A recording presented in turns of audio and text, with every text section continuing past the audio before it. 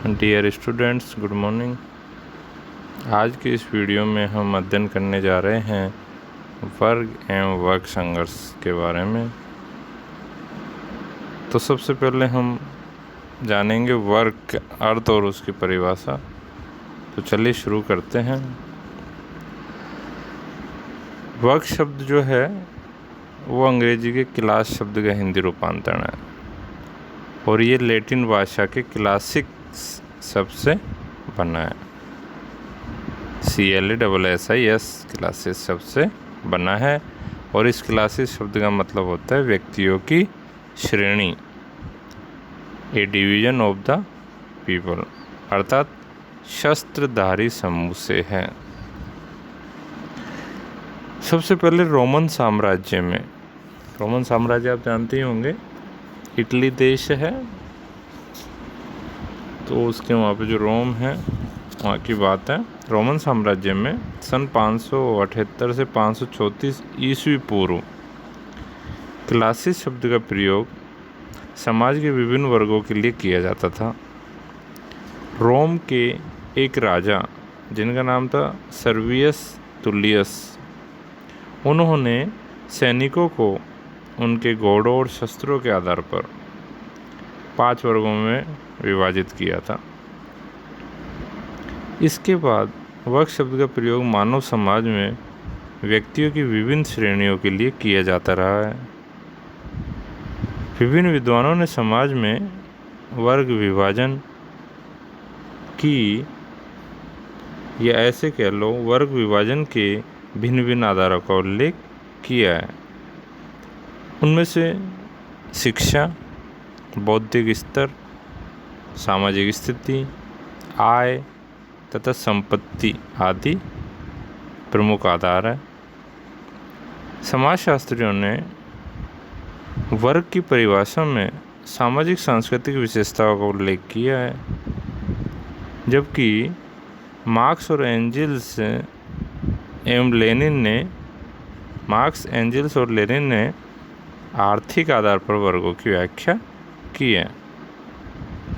जन्म के अतिरिक्त किसी भी अन्य आधार पर समाज में समूहों का निर्माण होना वर्ग कहलाता है।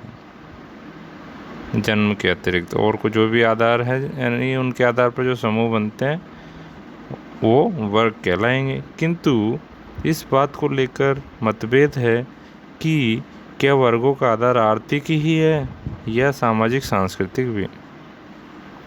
तो वर्ग की कुछ परिभाषा अपन इस सिलसिले में देखते हैं।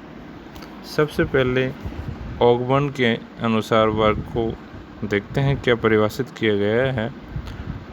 ऑगबर्न के अनुसार एक सामाजिक वर्ग ऐसे व्यक्तियों का योग है जिनकी एक दिए हुए समाज में, यानी जो भी एक पर्टिकुलर समाज है उसमें अनिवार्य रूप से समान सामाजिक स्थिति होती है। समान सामाजिक स्थिति होती है। एक और परिभाषा है मैकाई और पेज के अनुसार, एक सामाजिक वर्ग समुदाय का वह भाग है जो सामाजिक स्थिति के आधार पर दूसरों से अलग किया जा सके। तो यहाँ पे भी सामाजिक स्थिति की बात की गई है मैकाई और पेज ने। तीसरी परिभाषा अपन यदि ले जिसबर्ट के अनुसार, तो उसमें उन्होंने बताया है कि एक सामाजिक वर्ग व्यक्तियों का समूह अथवा एक विशेष श्रेणी है जिसकी समाज में एक विशेष स्थिति होती है। यह विशेष स्थिति ही अन्य समूहों से उनके संबंध को निर्धारित करती है। ये सभी परिभाषाएं इस बात को स्पष्ट करती है कि समान सामाजिक परिस्थिति वाले समूह ही समाज में वर्गों का निर्माण करते हैं। जैसे क्लर्क, अध्यापक, व्यापारी, किसान आदि की सामाजिक परिस्थितियों के भिन्न भिन्न होने से ही समाज में इनके अलग अलग वर्ग बन गए हैं। तो सबसे मेन बात क्या है? समान सामाजिक परिस्थिति।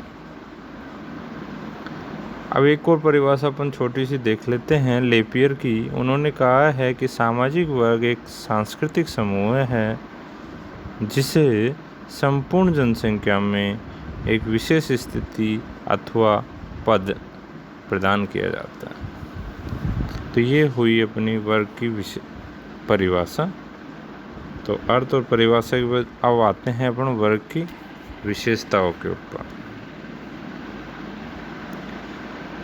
तो वर्ग की विशेषताओं में सबसे पहले है समूहों का उतार चढ़ाव। समूहों का उतार चढ़ाव। समाज में वर्गों की एक श्रेणी होती है जिसमें कुछ वर्ग ऊपर एवं कुछ वर्ग मध्यम एवं कुछ निम्नतम स्थान पर होते हैं। उच्च वर्ग के लोगों की सामाजिक प्रतिष्ठा एवं शक्ति अन्य वर्गों की तुलना में सर्वाधिक होती है और उसके सदस्यों की संख्या भी बहुत कम होती है।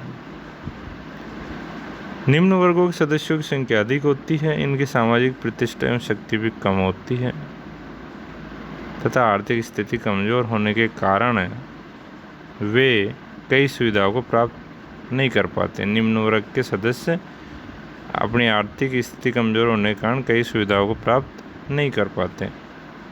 इस प्रकार वर्ग संरचना एक पिरामिड की भांति होती है जिसके धरातल पर अधिक लोगों के होने से यह हिस्सा बड़ा होता है और शिखर पर कम लोगों के होने से यह हिस्सा बहुत छोटा होता है। दूसरी विशेषता है समान परिस्थिति। एक वर्ग के लोगों की सामाजिक परिस्थिति एक समान होती है। परिस्थिति निर्धारण के कई आधार हैं। संपत्ति को आधार माने तो उन लोगों की सामाजिक परिस्थिति ऊंची होगी जिनके पास अधिक संपत्ति है। इसी प्रकार शिक्षा को आधार माने तो शिक्षितों एवं अशिक्षितों की सामाजिक प्रतिष्ठा एवं परिस्थिति अलग अलग होगी। फिर भी किसी एक ही आधार पर सामाजिक परिस्थिति का निर्धारण नहीं होता। उनमें अन्य तत्व जैसे व्यवसाय, जाति की सदस्यता, व्यवसाय की प्रतिष्ठा आदि भी महत्वपूर्ण हैं। तीसरी जो विशेषता वो है उच्चता हीनता की भावना के आधार पर। एक वर्ग के लोग दूसरे वर्ग के प्रति उच्चता या हीनता की भावना रखते हैं तथा अपने वर्ग के प्रति उनमें हम की भावना पाई जाती है। शासक एवं संपन्न वर्गों के लोग शासितों एवं गरीब वर्गों को अपने से हीन समझते हैं तथा गरीब लोग धनी वर्ग को अपने से उच्च समझते हैं। तो ये हो गई उच्चता और हीनता की भावना। यानी कि बड़े लोग अपने को नीचे वालों से उच्च समझते हैं और नीचे वाले लोग स्वयं को बड़ों से हीन समझते हैं। अगली विशेषता है वर्ग चेतना, क्लास कॉन्शियसनेस। प्रत्येक वर्ग के लोगों में वर्ग चेतना पाई जाती है। प्रत्येक वर्ग की सामाजिक प्रतिष्ठा दूसरे से अलग होती है। उनमें उच्चता, निम्नता या समानता की भावना पाई जाती है। एक वर्ग के लोगों की जीवन शैली, खान पान, सुख सुविधाएं समान होने एवं बचपन से ही उसके सदस्यों का समाजीकरण उस वर्ग के अनुरूप होने से एक वर्ग के लोगों में अपने वर्ग के प्रति चेतना का निर्माण होता है। तो इसमें सबसे एक और चीज़ जो इम्पोर्टेंट है वो है समाजीकरण। यानी कि शुरू से ही उस वर्ग के जो नए बच्चे हैं उनको सब चीज़ें सिखाई जाती है कि अपन ऐसे है, अपन उनसे ऊंचे है। तो इस प्रकार वो भी फिर उसी लेवल में अपने आप को एडजस्ट कर लेते हैं। अब अगली जो विशेषता है वो है सीमित सामाजिक संबंध। एक वर्ग के लोगों के सामाजिक संबंध प्राय अपने ही वर्ग के लोगों तक सीमित होते हैं और अन्य वर्गों से एक निश्चित सामाजिक दूरी बनाए रखते हैं। वे अपने ही वर्ग में संगी साथी, जीवन साथी आदि का चुनाव करते हैं। आर्थिक, सामाजिक एवं सांस्कृतिक समानता के कारण एक वर्ग के लोगों के संबंध अपने ही वर्ग में अधिक पाए जाते हैं। यानी कि खुद के ही वर्ग में इसलिए करते हैं क्योंकि उस वर्ग के लोग आपस में आर्थिक, सामाजिक और सांस्कृतिक आधार पर समान होते हैं। अगली विशेषता है मुक्त द्वार, ओपननेस। वर्ग व्यवस्था जाति की भांति कठोर एवं बंद न होकर एक मुक्त या खुली व्यवस्था है। इसका मतलब है कि एक व्यक्ति एक वर्ग से दूसरे वर्ग में आ जा सकता है। एक व्यक्ति कठिन परिश्रम करके धनी बन सकता है और उच्च वर्ग की सदस्यता ग्रहण कर सकता है, और दूसरी ओर संपन्न व्यक्ति दिवाला निकलने पर गरीब वर्ग में पहुंच जाता है।